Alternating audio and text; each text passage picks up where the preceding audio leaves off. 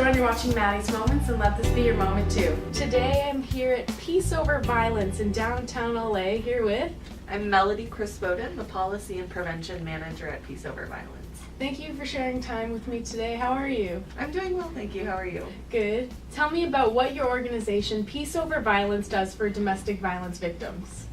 So Peace Over Violence was founded in 1971 as the LA Commission on Assaults Against Women, and we began because back in the 70s there was very little to no supports or resources for women who were victims or survivors of domestic violence or sexual assault.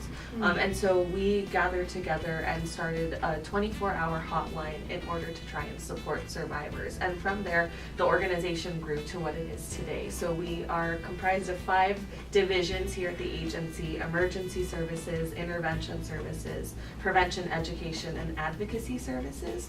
So we work in the greater Los Angeles area and San Gabriel Valley, providing prevention and intervention services to survivors of domestic violence, sexual assault, and stalking. And our mission here at Peace Over Violence is to help build a world free from sexual, domestic, and interpersonal violence. And who do you serve in your community? Many of our clients here at Peace Over Violence are women, identified very heavily women of color, mostly Latina women. We have services here in Peace Over Violence that we provide in Spanish as well as in English. And we also have a deaf, disabled, and elder persons program here. So all of our services we can also provide in American Sign Language to the community if that's necessary. And like I said, we work with folks who are disabled or who are elderly as well, but otherwise are underserved by the community. That's wonderful, because people don't consider them or think of them as domestic violence victims, and I really appreciate that you guys are here to support them. Yeah, well, we want, like I said, we want to make sure that we're responding to the needs of the community. Yeah. How does intersectionality affect domestic violence victims?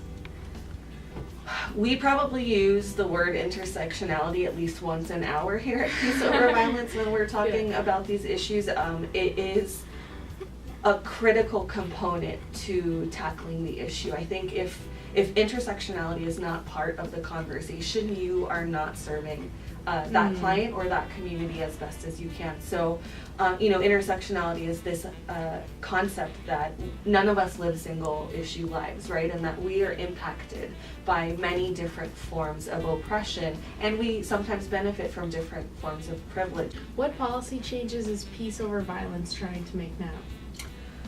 We are part of a lot of different policy changes. I think one key thing that we're looking at right now, along with a lot of domestic violence organizations across the state, but really specifically here in Los Angeles, is how does the homelessness issue right now intersect with domestic violence? So Peace Over Violence is actually a trauma recovery center in partnership with the Downtown Women's Center, which is an organization here in Los Angeles that helps provide services to homeless women.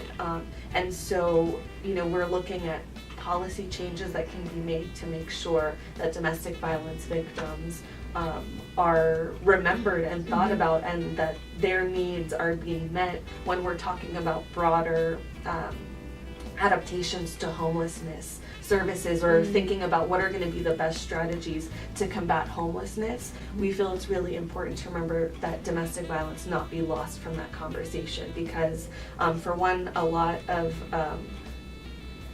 people who are seeking shelter are victims of domestic violence, and we know that one reason why many women end up homeless is because of domestic violence. So I think that's an example of a policy issue where we're really trying to make sure that domestic violence doesn't get forgotten.